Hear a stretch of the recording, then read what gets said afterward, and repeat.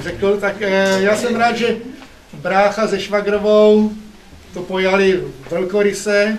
Jistebník, že už se Galerijní ulice stává slavnější než Jistebník, i ty rybníky už se můžou pomalu schovat. Začínají pouštět. No, začínají. Už nás poslechli teď.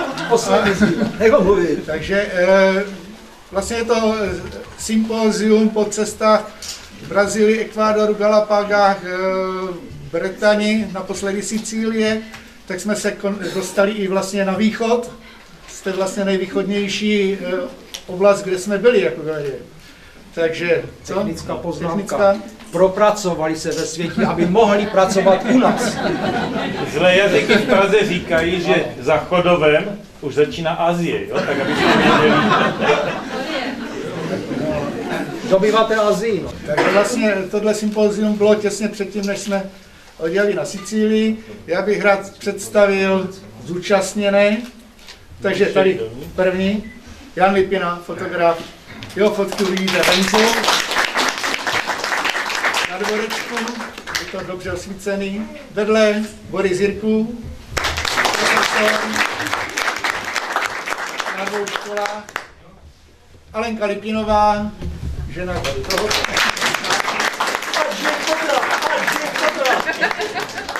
Tomáš Řibnáč a Ondra Vorel. Dokonce z jedné cesty, když jsme byli v Andaluzii, tak udělal grafiku tanečnice flamenga, za kterou dostal první cenu na Biennále ve Španělsku. Od nich dvou, ale ano, z těch 3 let, je rok starší.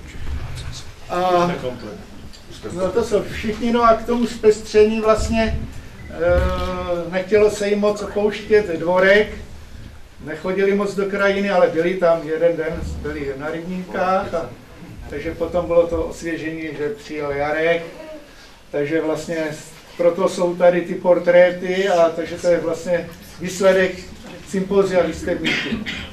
Krajiny, dvorek a Jarek. Takže já bych se zeptal, promiň, Jarka, co jsem přivedl na to sympózium, aby tady seděl a nechal se zvětšnit. To mi připomíná ten vtip, jak jedete do Ostravy s Pražandou a ta Pražanda říká, prosím vás, co vás táhne tak do té Ostravy? Lokomotiva, říká.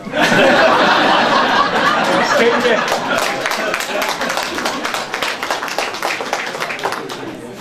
Kvůli dětem jsem použil krávo, jinak tam je jiné slovo, abys věděl.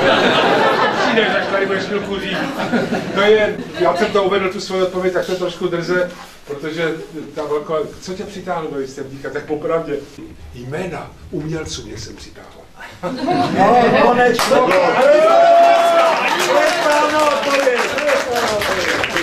Jestli můžu vstoupit, moji milí, může se vám v životě stát, že vás nějaký balíz, třeba i velký, bude portrétovat.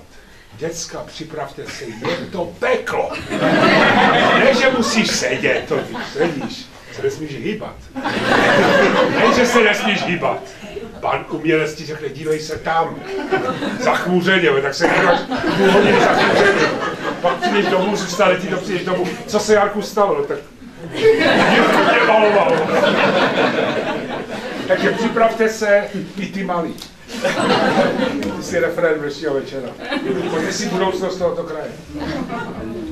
Co Boris na to? Já bych vám řekl, že to bylo ještě taky trochu jinak, ale oni nás nedrželi. O té opravdu o té vodě a chleba taky nedali. A teď člověk je zvyklý chodit, pohybovat se, pracovat, jsem nemohl nic v temnici týden. A pak mi dali do ruky barvy a řekli maluj, no. Neskutečně. Konečně byl jsem živlu, měl jsem tady koho portrétovat, tak z toho vznikly tady ty portréty a to byla fakt taková energie. Je to tam vidět, je to zadržená energie. Ještě, že jenom energie. Já jsem si na rozdíl od mých modelů užil, jo. Já jsem se mohl hýbat, mohl jsem ty barvy nakládat, jak jsem chtěl. A taky bych ještě chtěl takovou věc požádat, Jarka, jestli nám ten obraz, který mu tímto věnuji, zapůjčí na výstavu, aby mohla ještě dojít ta výstava. A teď ten obraz je teda tvůj, tak jestli nám to zapůjčíš na výstavu. Ne, Borisi, to se domluvíme na jedné věci.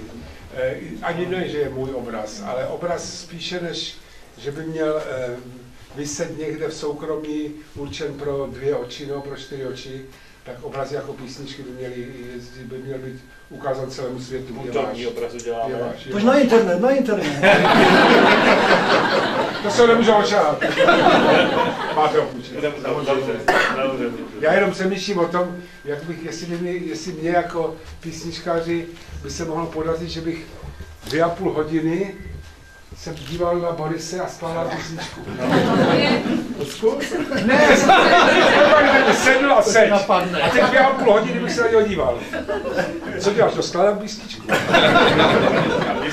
Taky tam byl příspěvek hezký. Jak jsme šli přes tu lávku. Jak se díval do té vody. A mlčel.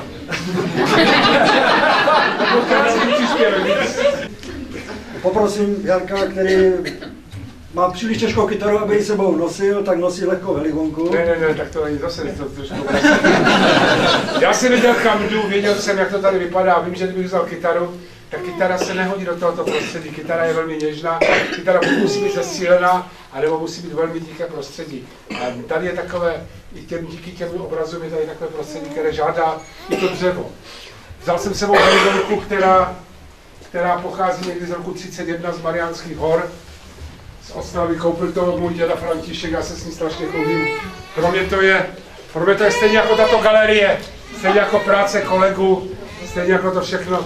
Je to symbol toho, že věci prostě byly, jsou a budou.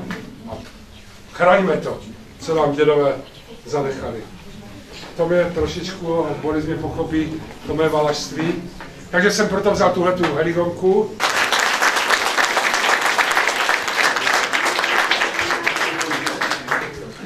Já vím, že Jistebník je místo, které má svoji hrdost a jak se nepřipojuje, jak netíhne k Praze, tak netíhne ani tolik k Ostravě, ale přeci jenom jistebničtí máte k té Ostravě blíž, tak tady na tomto místě tu Ostravu oslavil, protože omlouvám se o Jistebníku, ještě žádnou. Na druhé sympózium. Jardo, na druhé sympózium. No, máte rým na Jistebník? Prosebník. Přichází k vám. Takovou kolem jako, že? Já jsem malý prosebník, chodím přes celý Jistebník.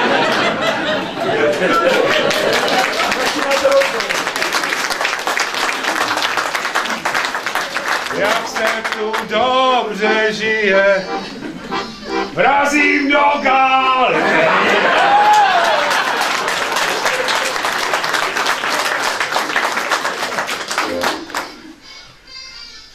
To je dobré zastavit. A už to je na YouTube, vole. Jak tam narval ještě Lipinu, že? Pipina? Ne. Šupina? Co by se dali? Ipina. Co? Šupina, že? Zlatá šupina? Na střeše zlatá šupina. Kdo to tu bydlí? Lipina. Co ještě? Dobrá. Ostrava! Střebí křičníky Ostrava! To není daj robit Ostrava! Vítá brigádníky Ostrava! Kdo robí, zarobí! Hop!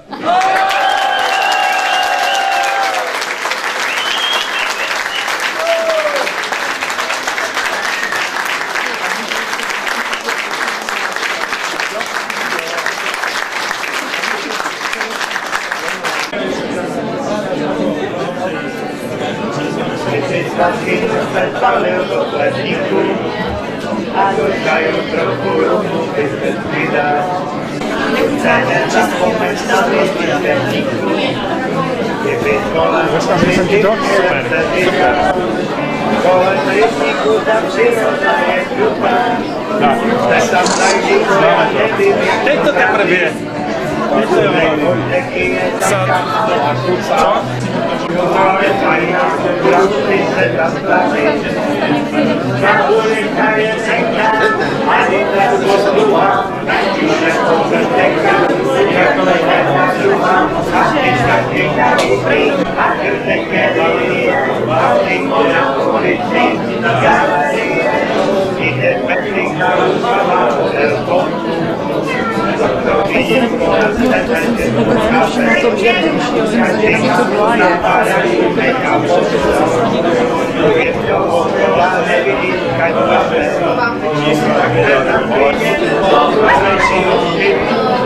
Aby neodnesl dětky hlavy, na těch obrazkách mutatných paní kopky, jejich dětka a jich pohodlné baby. Ta ulica je tenká, ani vás odluha, ať už jako prsenka, buď jako každá druhá, a vždyťka čekající, a krteke linie, a přímo na ulici, galerie. Na hospodě se řešla taková banda, ty vypila měli a dvě malé vodky, padla věta, pojď se bude sranda. Zrobíme všechny billboardové posty, pak se výsledníků začali věci. Možná se začátku moc by zapomněla, i se podívat, bo pak to nesu kesy. Každý se si galerijní hledá, ta ulica je tenká, ani na posluha, na divně odprsenka, buď jako každá druhá, a ty každý kající, a krtek je linie, a přímo na ulici, galerie. Ta ulica